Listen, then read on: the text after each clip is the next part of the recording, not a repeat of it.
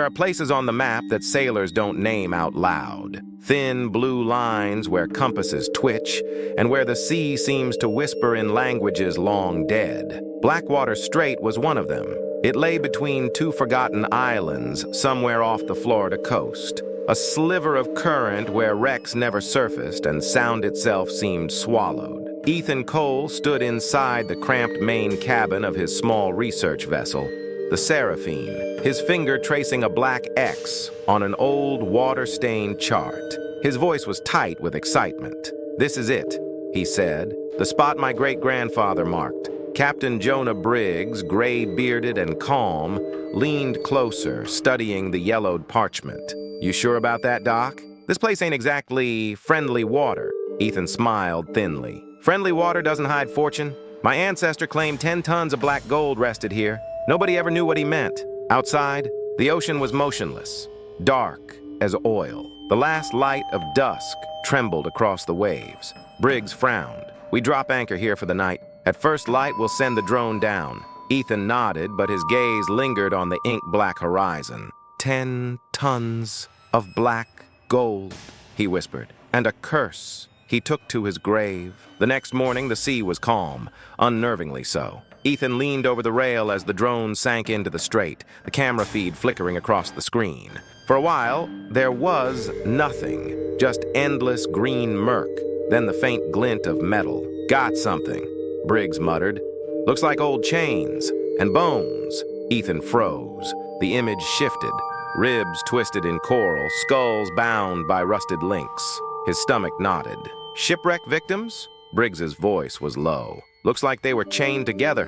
This wasn't no accident." A chill moved through the cabin. Ethan stared at the bones, then at the strange carved pendant tangled in seaweed, a necklace of teeth bound with gold wire, the same design etched on the chart's margin. He whispered he found them, and he tried to hide it. That night, Ethan couldn't sleep. The ocean slapped softly against the hull, steady as a heartbeat. The research lights glowed faintly across the deck where his partner, Claire Marin, leaned against the railing. "Still awake?" she asked. Ethan joined her, lighting a cigarette. "Briggs thinks those were slave remains. My great-grandfather's logs mention a shipment from the Ivory Coast. He must have..." Ethan stopped himself. "He must have dumped them when a Navy frigate gave chase."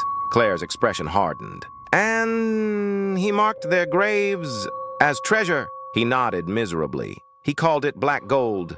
A cruel joke. He thought he'd buried his sin. Maybe he buried something worse." The wind rose. Far off, thunder rolled like the sea remembering. Claire touched his arm gently. "You can't change what he did." "I know," Ethan said, "but I have to face it." Just after midnight, the sonar began to beep, a rhythmic pulse that didn't match any known signal. Briggs stumbled from his bunk, adjusting the controls. "What the hell?" "It's coming from below." 30 fathoms, Ethan leaned closer. The sound grew sharper, almost human, a ragged, rhythmic chant that made his teeth ache. The monitor flickered. For a moment, the camera feed returned.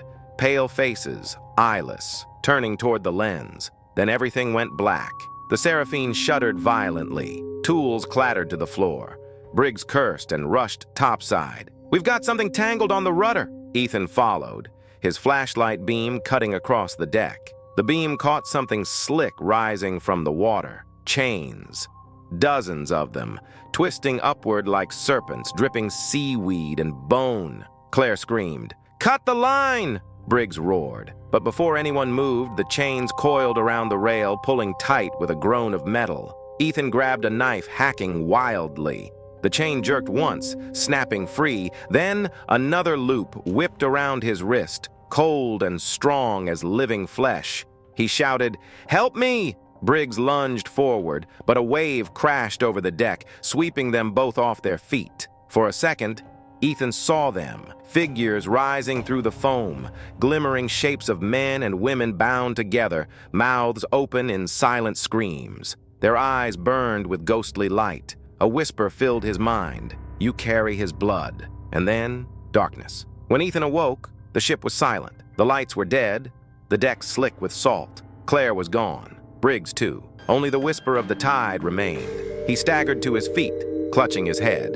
The horizon burned faint pink with dawn. He stumbled to the cabin, searching for the radio, but it was drowned in seawater. Then he saw it. On the table lay the chart, dry, untouched, and beside it, something new, a necklace of carved teeth, gleaming wet. A note scrawled in his own handwriting read, "For this sin, I am accursed." Ethan froze. He hadn't written that. The mirror across the cabin shimmered faintly. A man stared back, but it wasn't him. It was an older face, sharp and cruel, eyes filled with regret. His great-grandfather. "You found me," the reflection whispered, "and now you'll take my place." Ethan backed away, heart pounding. The glass darkened, rippling like water. Pale hands pressed against the inside, dozens of them reaching outward. He stumbled toward the door, but the deck tilted sharply. The ship was sinking. He tried to leap for the rail, but something cold seized his ankle. The necklace coiled around his throat, pulling him down. The last thing he heard before the sea closed over him was a faint voice whispering through the water, 10 tons of black gold, and one more soul to pay the debt. Days later, the Seraphine was found adrift near the Keys. No crew, no logs, only the old chart